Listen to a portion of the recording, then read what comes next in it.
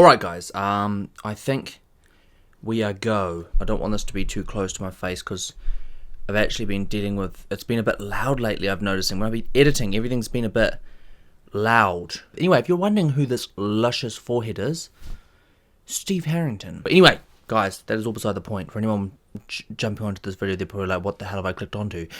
You have clicked onto a Beyond the Wall for Telltale, which is an array, one of many before we start Season 4. I have heard that Season 4 was kind of a bit of a, not a mess, but the way it was handled was a bit of a mess. Like it was sort of started and then stopped and then picked up again and then finished, and the whole lot, like I from what I understand, it was the ending was like, this is the season it ends on. I get that, but a lot of people were worried they weren't even going to get an ending. So I'm a little bit like, I'm a bit iffy going into the next season, not gonna lie, because I'm a little bit like, I hope it's done well. I hope it's done justice to the story, because honestly, I feel like the story could go on a lot longer. I wouldn't be surprised if I'll feel a little bit not underwhelmed. I'll feel like I'm craving more come the end of Telltale, but what can you do? We've got what we've got. But I wanted to get these out because I felt like we had a really big season just now, a really good season, and there's a lot I want to talk about. Now, the way I'm going to structure this, guys, I'm sure you will notice this as we go along, but for anyone that is watching this intro, I'm going to structure this like this. I'm going to do a Beyond the Wall for 4 major characters. I'm going to do a Beyond the Wall for Clementine, which, as you know, is today. The reason she's first is because she had a much smaller part to play than I thought, so I'm going to do her first. I'm going to get her out of the way, and then we're going to go on to David, Harvey, and Kate. I don't actually know if I'm going to do Kate in its own video, or if I'll do Kate as like a remaining questions Beyond the Wall before we get into the season. I think that's probably what I will do, because the only 3 characters I really have a lot to talk about are Harvey, David, and Clementine. The rest of them, there are questions, but I don't think it justifies a full Beyond the Wall for that character. So we've got 3 videos off the bat. Then, before we get into the new season, people have asked for alternate endings Beyond the Wall, which we did last time. There's a lot of stuff to do with Conrad, which people have apparently been interested in. Honestly, I don't know much about the guy.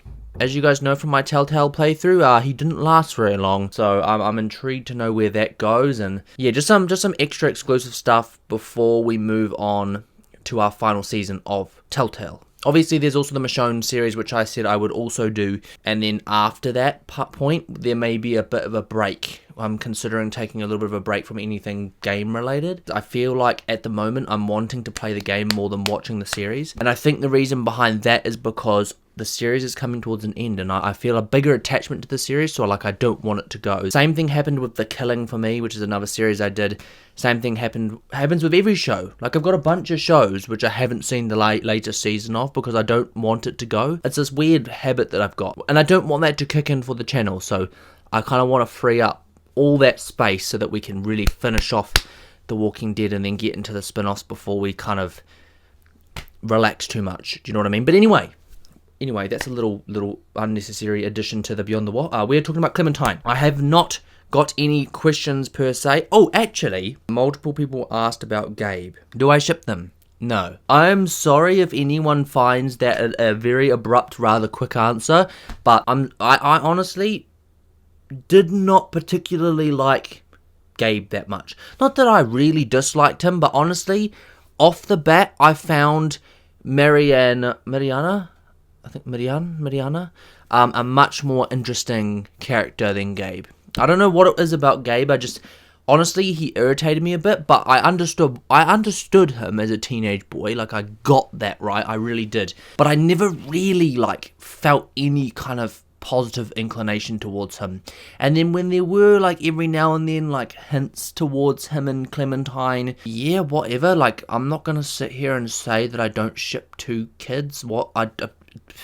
Honestly, whatever. If it happens, it happens. If Clem likes that, then I'm all for it. To ask me if I shipped them? Not really. Honestly, I don't really feel like I have shipped Clem with anyone yet. I don't know if I felt like I knew Gabe enough to even get close to shipping anyone. No, I really, really did not ship them. There were a couple times when I was right at the end. For the most part, it didn't bother me because it was always a little bit it's cool to see that Clem have someone her age, right? But then when you get to the end and like Clem's talking about gonna miss Gabe and the whole crushing thing, like, I don't know, it was a bit odd, eh? I don't want to say like that whole plot felt a bit forced, but maybe this is a good leading on point. I honestly, I just didn't find any interest in that plot. But at the end of the day, it makes sense, right? Clementine hasn't been around people her age. She's going to meet a boy around her age who seems like a nice kid, right? He's not a bad kid. I don't know if he's particularly interesting, but I don't know what Clem's into. What? I don't know. Of course, I understand why they've put it in the story. As much as I don't think it was probably wasn't needed, I understand why they've put it in. Like, it makes sense. It seems more realistic, right? But, honestly, in terms of liking characters, I learnt the hard way. As you guys know, with Kenny, I really didn't like him. I really, really didn't like him. I did not get along with the guy at all. I've kind of learnt when it comes to characters, based on your playthrough will depend on how you approach a character, whether you like them, whether you don't like them, what. I think my playthrough with Kenny was very, very blunt, and I picked the things that would probably lead to the most annoying Kenny, and I think as part of that, I believe a part of that also kind of potentially happened with Gabe. One thing I found cool about the end of the season is it kind of gave you character profiles based on your playthrough and where the characters sort of sit. I was very happy with how my David and Harvey relationship sat, Clem sat. It made sense where I felt Harvey and Kate sat. Like, I felt like that made sense. It was a confusing relationship. But then I actually can't remember where Gabe sat, but I've got a feeling. But that's what I'm talking about. Like, it will be different for everyone, right? But no, to answer the questions, not a chance in hell. If in some crazy world we had a crossover where, say, Carl had met Clementine, that's the kind of like, that's how I imagine shipping her if I ever was to. We just didn't know Gabe. We didn't know him. I still don't know him. And he was kind of annoying. But anyway, Clementine, she is now back by herself again, which is not gonna lie, this is not how I expected the series to end. I've honestly, like, I knew she would go after AJ, but I had high hopes that this season would end with the motion that we were going to continue the story with Harvey, with Richmond, with Joan, with all of it, and sort of it was just going to sort of jump a bit more, but like sort of all rope in. I kind of have reason to believe now that we don't see any more of that. That's all done. I don't know about all those characters, but like everything Richmond related now, past. We're kind of moving on with Clem, which I will say, I don't know if it's for sure, is going to be my biggest disappointment. Like I said, I found that one of the coolest parts about this series was that we didn't play as Clementine. Because we're talking about Clementine, I'm going to kind of branch out a little bit. That we didn't play as Clementine. Not because I didn't want to, but because I felt like it allowed her character to grow objectively for everyone. So you kind of get to a point where everyone feels the same about Clementine. Everyone's got the same playthrough as Clementine. Everyone's got that ambiguity. Everyone's got that moral shift. Everyone's got that sort of time jump. Everyone's got all of that, right? Obviously it changes a bit, but taking her out of your hands, it kind of like, she evolves alongside the game, and I thought that was a very clever way of continuing her story. Brilliant, okay? I'm sure we will get a phenomenal season next season playing as Clementine. Honestly, one of my biggest disappointments, I don't want to say that, I genuinely felt like what was going to happen is we were going to be built to a point where like Harvey became us, you know, like all these seasons we're Clementine. Something will shift and we will sort of become Harvey. The way we see things will be Harvey-like. We try and play like Harvey. We evolve to be like Harvey. Which did happen, as I spoke about it in the reactions. It happened. And then I expected some big, like, how are we going to resolve this? From which point of view? Clementine's or Harvey's? Like, who are we going to have in mind when we answer this question? That's how I imagined the climax. I imagined the climax being some kind of choice between David and Clementine, which never came, not really. Rather, Clementine was more of a support character, and then David's journey and all that ended the way it did, almost completely separate of Clementine. Like, it never really had anything to do with Clementine. So it makes it its own story. Cool, that's fine. But then I was expecting that to continue. There to be some kind of shift again, that we played as Clementine and then Harvey was around, or we played even as both, but we genuinely are stepping forward. That's the only thing that I feel like I'm pet peevy about, but I don't know. Honestly, I haven't played the next season, so don't take anything I'm saying now as like, I don't like the next season, I don't like how this ended, because for all I know, I fall in love with the direction they go in. Just from an anticipatory position, I'm a bit nervous in that regard. Yeah, so we didn't play as Clementine, so really this Beyond the Wash there shouldn't really be much to say. Like, beyond the fact that she has evolved with her own story, separate from us, we've seen the moral shift, guys, we've seen her grow up, but we didn't really see it. That's the thing, she kind of had to grow up by herself. The coolest thing for me going into the next season is I don't think I know her fully still. I think now there's a whole lot to learn about what she's willing to do, how far she's willing to go. I think I've got pieces of it and like substances here and there. The unknown factor, I think, is one of the coolest things about the shift in writing between the seasons. As we now head into a new season, and once again, there is the entirety of the unknown sitting before us. And I think that is very clever, because it does bring a lot of excitement for the next season, for sure. And then there's also all the questions we have about the season just gone, which we'll get into in that Beyond the Wall when it comes. But for now, the mission becomes finding AJ.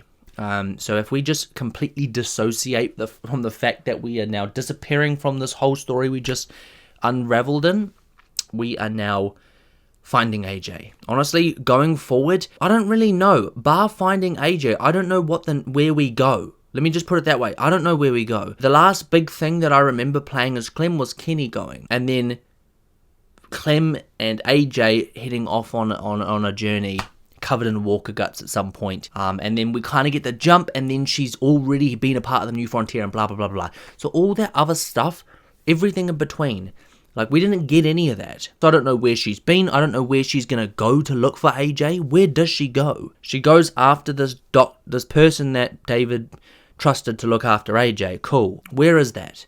Is there another compound? Have we already crossed it before? Like, are we going time jump again? Is it just going to be a matter of Clementine just surviving and then coincidentally falling upon him as he is older? I don't know. I've seen the front picture. I know he looks probably more around the age of 7 or 8, I think. I think that's the kind of age I'm gauging from the photo, of the front photo. Maybe he's not in a good place. I'm trying to think about how they wrap her story up. Like, how do they wrap her story up? Obviously, full circle, you think, okay, she was sort of taken in... I was about to say Joel then. Damn, that's crazy. Kenny and Lee. Damn.